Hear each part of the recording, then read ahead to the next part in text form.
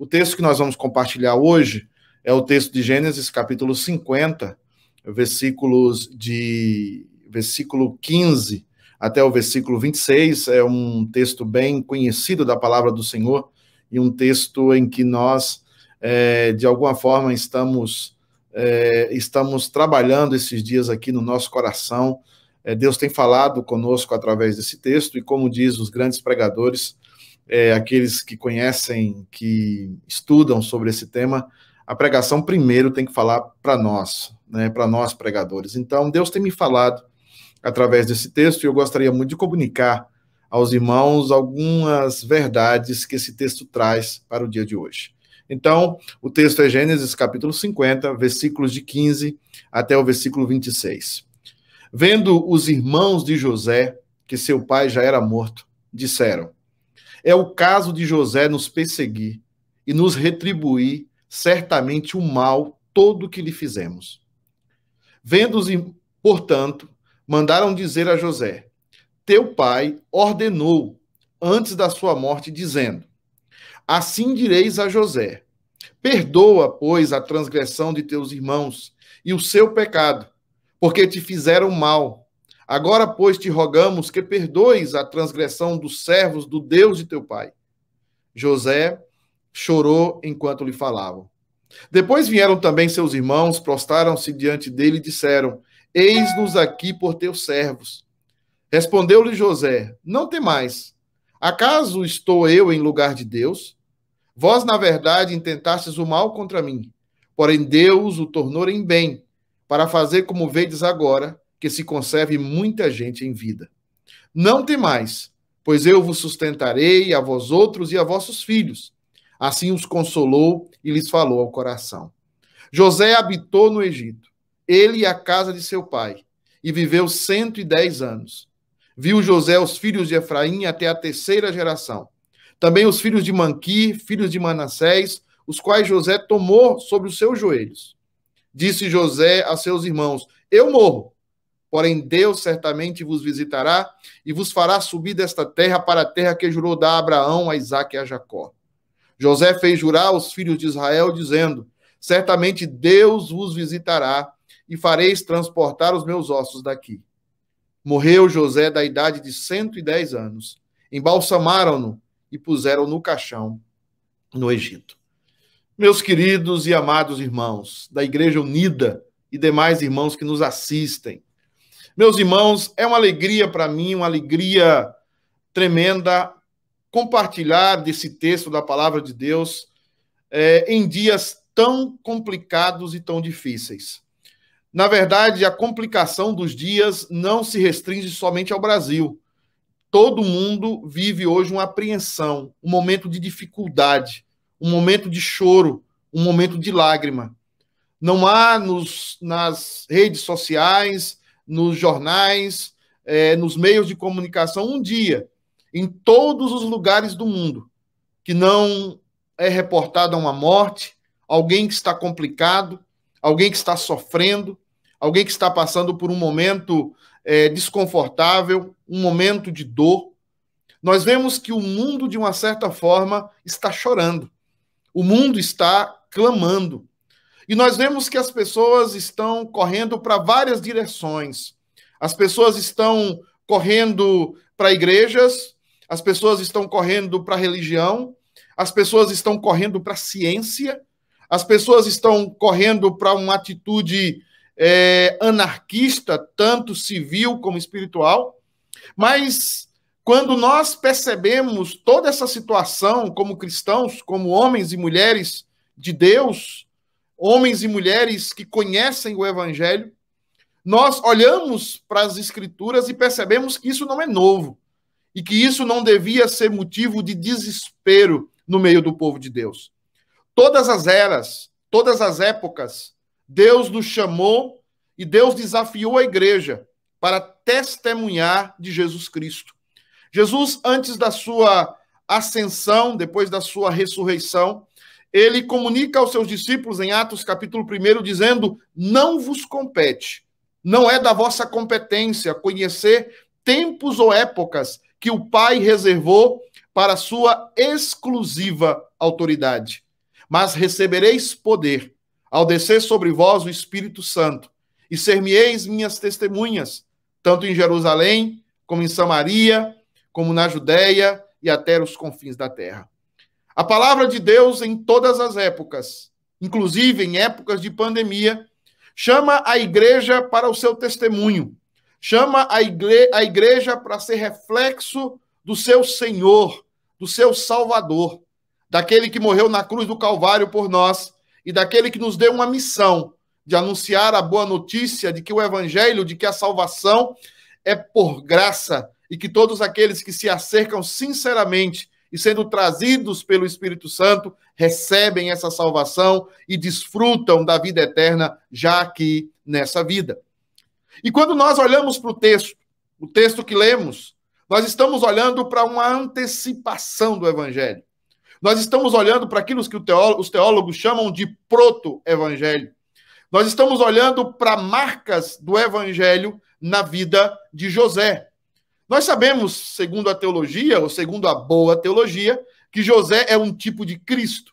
Ele está ali para nos apontar para Jesus Cristo. Nós não temos condição, como seres humanos caídos, de ter um nível de vida que tinha José, mas nós temos condição de olhar para as características de José e buscar imitá-lo, e buscar perseguir esse ideal, porque é aquilo que a palavra nos manda, que nós devemos seguir a Jesus, que nós devemos ter como alvo da nossa vida Jesus, até que cheguemos à estatura de varão perfeito. Por isso nós somos chamados hoje a olhar para esse texto, olhar para José e olhar para Jesus, e olhar para a nossa época, e olhar para o mandamento bíblico de que nós devemos dar testemunho da palavra de Deus. A igreja não tem que estar se envolvida em questões menores. Paulo diz aos Filipenses que nós devemos viver acima de tudo por modo digno do evangelho de Cristo. Nós estamos aqui com uma missão. Brevemente, esse mundo será enrolado como um pergaminho velho. As coisas velhas passarão e tudo se fará novo, como diz o texto de Apocalipse, capítulo 20, até o final do livro. O que nós vemos aqui hoje, queridos? Nós vemos aqui hoje as marcas de um verdadeiro cristão na vida de José. 3 grandes marcas que resumem todo o mandamento de Deus para nós. E essas marcas nos levam, de alguma forma, a sermos testemunhas de Jesus. A primeira grande marca que nós vemos aqui é a maneira como José olha o seu passado. A Bíblia diz aqui, de alguma forma, que José olha o seu passado com perdão. Talvez um dos homens que mais sofreu, que mais foi enganado na Escritura, que mais foi enganado pelos seus mais próximos, foi José. Você e eu não podemos esquecer que José, ele foi cogitado pelos seus irmãos a ser assassinado. Nós não podemos aqui esquecer de que os irmãos tiveram uma reunião e já estava quase tudo certo de que eles tirariam a vida de José puramente por inveja. Mas, graças a Deus, o irmão mais velho, Rubem, chega naquele momento e dissipa essa conversa e faz com que os seus irmãos façam com que os seus irmãos desistam, perdão, de matar o seu próprio irmão. E eles pensam na ideia de vender os irmãos, já que passava por ali uma caravana que ia em direção ao Egito. José é vendido como escravo. Nós não sabemos o que de fato aconteceu no José em todo aquele trajeto do local onde ele estava até o Egito. Não sabemos o que passou. Ele era um jovem bonito, ele era um menino bonito, ele era um menino inteligente, e ele deve ter sofrido muito naquela caravana como escravo, deixando marcas eternas na sua vida e talvez no seu corpo. Mas José chega até a casa de Potifar. E chegando até a casa de Potifar, José dá tudo. José se entrega em tudo naquela casa, ele organiza aquela casa e Potifar confia em José e vê em José um talento enorme para a administração, para ser alguém que consiga administrar tão jovem a sua casa, e ele entrega tudo na mão de José. Mas, mais uma vez, se aproxima uma mulher de José, a mulher de Potifar, quer ter relações íntimas com José.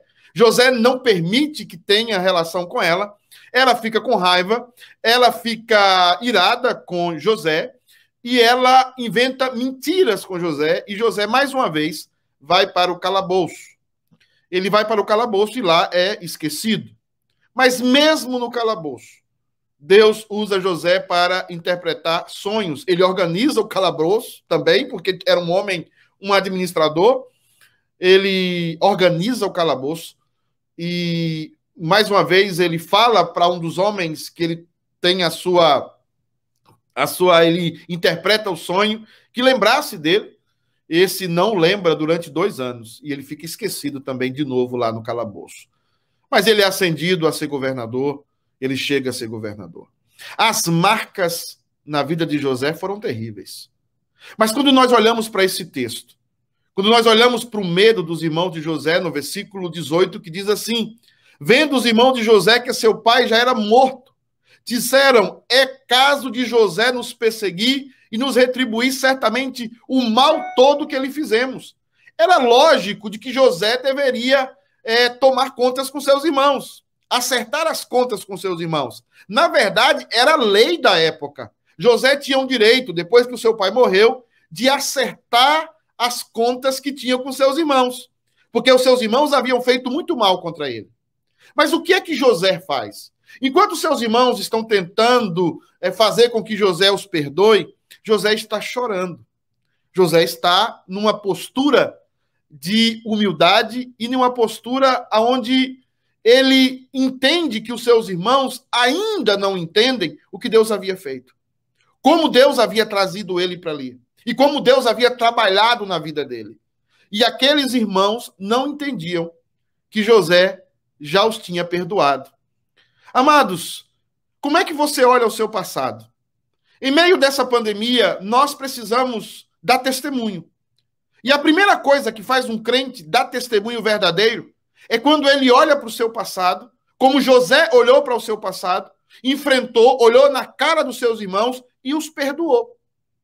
Você precisa, e eu também, em meio dessa pandemia, parar de qualquer forma de destilar ódio.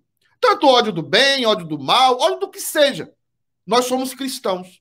Nós devemos viver acima de tudo. E é por isso que nós, primeiramente, devemos olhar para o passado das nossas vidas, para os encontros que tivemos, para os desacertos, para as pessoas que nos traíram, nos humilharam, que falaram mal de nós. Nós precisamos olhar para eles e fazer como José. Porque também foi assim que Jesus Cristo fez. Você deve recordar que Pedro era próximo de Jesus e Pedro traiu a Jesus de forma descarada. Entregou Jesus, de certa forma, para ser morto, como os irmãos de José, em sua maioria, também queriam. Você também deve entender que enquanto os soldados caçoavam de Jesus, zombavam de Jesus, ele olhou para todos eles e disse: Pai, perdoa-lhes, porque eles não sabem o que fazem.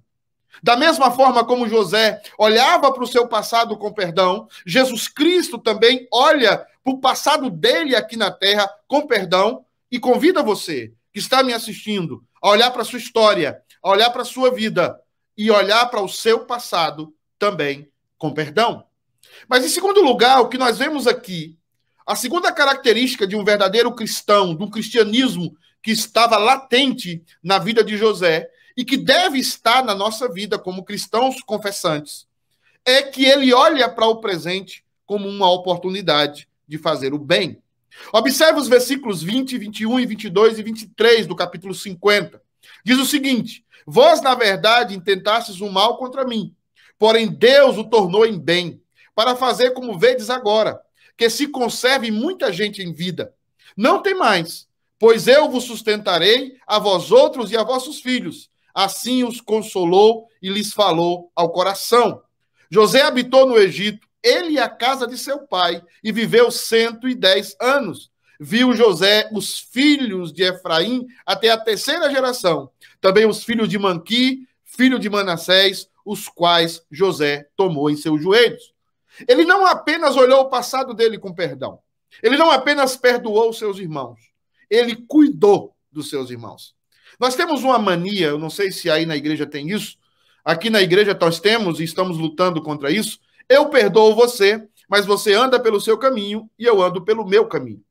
Você tem a sua vida e eu tenho a minha vida. Mas José não nos ensina isso aqui. Para nós termos essa marca central do cristianismo, ele não somente perdoa, mas ele cuida.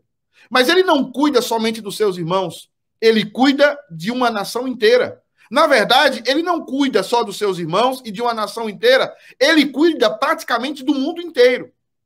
José aproveitou o seu presente como uma grande oportunidade de fazer o bem às pessoas. Em época de pandemia, meus queridos, em época de confusão e de confusão social, nós devemos fazer o bem. Nós devemos estar preparados, nós devemos buscar, nós devemos provocar oportunidades para fazer o bem às pessoas.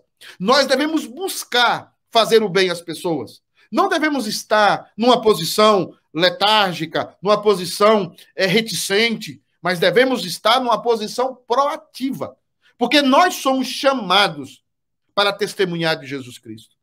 Nós somos chamados para que a nossa vida seja um reflexo da glória de Deus. Quando você olha para José, você olha um homem que está todo o tempo tentando fazer o bem. A igreja precisa se levantar não somente pelo seu direito de cultuar, mas principalmente pelo seu direito de servir. A igreja precisa lutar pelo seu direito de dar a sua própria vida em favor de pessoas que não merecem. De dar a sua própria vida em favor de pessoas que estão sofrendo. A igreja precisa se levantar entendendo que o tempo hoje é o tempo da oportunidade de se fazer algo tremendo para as pessoas que estão sofrendo.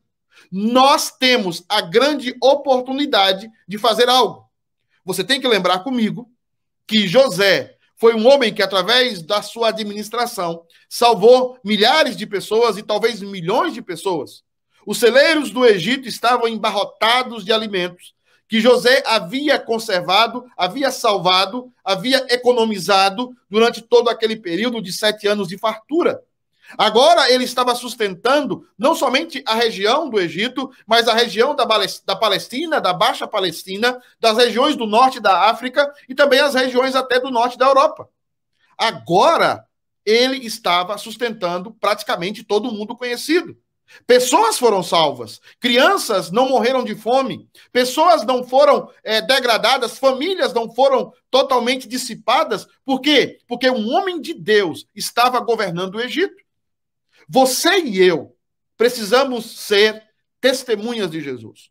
E cabe a nós nos levantar muitas vezes da nossa cadeira, do nosso sofá, e parar talvez de assistir um montão de séries e um montão de coisas que muitas vezes não servem para nada, e começarmos a colocar em prática a vida de Jesus que está em nós. Nós precisamos aproveitar as oportunidades e abençoar as pessoas. Jesus aproveitou cada oportunidade para curar enfermos, para dar comida às pessoas. Você há de observar que numa vez só ele alimentou mais de 5.000 pessoas. Ele ajudou pessoas necessitadas. Uma vez ele encontrou alguém que estava morto numa rede, um filho, e ele o ressuscitou. Ele se preocupava, ele chorava pelas pessoas, ele olhava para a multidão e ele tinha compaixão delas. Jesus era alguém que aproveitava as oportunidades de fazer o bem. O apóstolo Paulo nos ensina isso. Faça o bem. Não vos canseis de fazer o bem. E é isso que José fez. Além de olhar o seu passado com perdão, ele olha para o seu presente como uma grande oportunidade de abençoar vidas. E ele fez assim. E Jesus também fez assim. E nós, como cristãos, devemos também fazer isso. Mas, em último lugar, além de olhar o passado com perdão, e além de olhar o futuro, o presente, com oportunidade, ele olha agora o futuro. E como é que ele olha o futuro? Não de uma outra forma que um cristão deve olhar. Ele olha o futuro com esperança. Essa palavra é tão linda, não é? Eu acho muito bonita. Esperança. E olha como ele olha para o futuro com esperança, e ele usa uma palavra maravilhosa que se chama certamente. Olha o que diz o texto nos versículos 24 a 26, do capítulo 50 de Gênesis. Disse José a seus irmãos: eu morro, porém Deus certamente certamente vos visitará e vos fará subir desta terra para a terra que jurou dar a Abraão, a Isaque e a Jacó. Promessa de Deus ao seu povo. 430 anos depois, José fez jurar aos filhos de Israel, dizendo: certamente Deus vos visitará. Certamente de novo. Certamente outra vez. Certamente Deus vos visitará e fareis transportar os meus ossos daqui. Morreu José da idade de 110 anos. O embalsamaram no caixão no Egito. Meus amados, esse homem olha para o passado com perdão. Ele olha para o presente com oportunidade. E é tão abençoado no presente que ele consegue colocar os filhos dos seus filhos nos seus joelhos. Isso é um sinal da grande bênção de Deus. Ele não somente viu os filhos, ele viu os filhos dos filhos. Alguém que foi escravo. Mas agora, diante de toda essa experiência que ele tem, diante de todo esse contato com a palavra de Deus, com os ensinos de Deus, com a tradição oral que passava de geração em geração, o Deus que ele havia escutado do seu pai, o Deus que ele havia escutado da sua família, ele agora diz o seguinte: olha para a minha experiência, olha para a minha vida, olha para o que Deus fez. Certamente, ele olha para o futuro com esperança. Você consegue olhar para o futuro com esperança? Você consegue olhar para o futuro como José olhou? O povo de Deus passou 430 anos no Egito.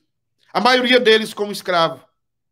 Mas o texto fala que no dia que o povo saiu do Egito, tomaram o caixão, os ossos de José e o levaram para a terra de Macpela.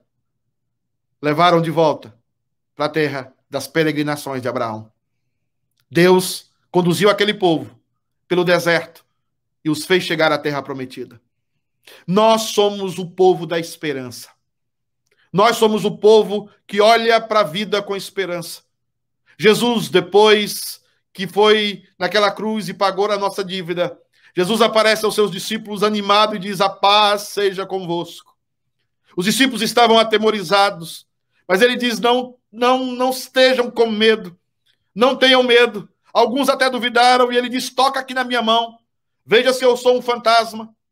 Ele estava dizendo, em outras palavras: eu não disse a você que eu ressuscitaria. Eu não disse a você que eu voltaria. Eu não disse a você que eu ia preparar lugar para vocês. Eu não disse a você que vocês ficariam órfãos por pequeno tempo, mas eu voltaria e deixaria com vocês agora o meu espírito. Meus amados irmãos, nós somos o povo da esperança. Nós somos o povo daquilo que Hebreus fala, da firme esperança. A igreja precisa se levantar como José e aprender a usar a palavra certamente. Aprender a usar o advérbio certamente. Certamente, com certeza, com toda certeza, com toda segurança, Deus cumprirá as suas promessas sobre o seu povo. Domingo eu preguei sobre Romanos capítulo 8, e há uma promessa ali no capítulo 8, quando o apóstolo diz assim: os sofrimentos do tempo presente não pode comparar com a glória a ser revelada em nós na eternidade. Os sofrimentos do tempo presente não pode competir com a glória que nos espera no céu. Você, meu irmão, levante a cabeça. Você, meu irmão, ajuste os joelhos trôpegos. Você, meu irmão, se ponha firme, se anime. Virão lutas, virão lágrimas, virão dores, mas também Deus nos sustentará em meio a dores, em meio a lágrimas. Deus nos fará seguir, ou aqui ou na outra vida. Mas o evangelho seguirá, os projetos de Deus seguirão, os planos de Deus se cumprirão. Tenha esperança. Tenha esperança. Olhe para o seu filho e que ele não veja você sem a falta de esperança. Permita-me contar, para terminar, um testemunho pessoal da minha avó. A minha mãe me conta que a minha avó sofria de um câncer terrível. Mas o mais impressionante é que todas as pessoas que iam visitá-la saíam daquele lugar confortadas. E ela, nos últimos momentos da sua vida, nos últimos suspiros, minha mãe esteve próxima dela. E a única coisa que ela dizia era: eu já estou chegando lá, minha filha. Eu já estou atravessando o Jordão. Os mais antigos usavam muito essa expressão, atravessar o Jordão. Algumas canções lindas falam sobre a travessia do Jordão. E Paulo nos diz, e ela dizia para minha mãe, é incomparavelmente melhor estar com Cristo. Mas Paulo dizia, por causa de vocês, eu vou ficar aqui trabalhando um pouco mais. Mas eu desejo mesmo estar com Cristo. Dias de dor, dias de angústia. Mas uma vez mais a igreja deve se levantar. Uma vez mais nós devemos nos levantar para testemunhar o evangelho. Focar na missão. E para isso, as marcas principais do cristianismo precisam estar impregnadas em nós. Olhar o passado com perdão. Olhar o futuro, o presente, com oportunidade. Mas olhar o futuro com esperança. Em breve, queridos, tudo que nós vemos e toda agonia vai passar. Como outras passaram, essa também passará. Mas a igreja deve sempre se focar na sua missão de testemunhar e de pregar o evangelho. Eu gostaria que você, essa noite, como crente, se levantasse, que você colocasse na sua mente, apesar de tudo isso que nós estamos passando, e apesar das dores, eu serei testemunha de Jesus. Ele prometeu aos seus discípulos que não nos deixaria órfãos. Ele nos deu o seu Espírito. E o Espírito Santo é o nosso companheiro do caminho. É o nosso Paráclitos. É aquele que está ao nosso lado e aquele que habita em nós. O Espírito Santo está aí dentro de você para fazer com que você tenha as condições necessárias para olhar para José, olhar para Jesus Cristo e dizer: Senhor, eu posso olhar para o meu passado com perdão. Eu posso perdoar pessoas que me fizeram muito mal. Eu posso perdoar pessoas que não pensam politicamente como eu e que me ofenderam. Mas eu posso também olhar para o meu presente como uma oportunidade de ajudar as pessoas. Eu posso olhar para o futuro com esperança. Esse poder não vem de mim, porque sou pecador miserável, digno de morte. Esse poder vem da cruz do nosso único Senhor e Salvador, o nosso Senhor Jesus Cristo. Eu espero que você se levante com as marcas do cristão, as marcas que vemos hoje em José, para enfrentar essa pandemia, para vencer no coração, vencer na alma. Porque Deus é com o seu povo e ele cumprirá todas as suas promessas para com você.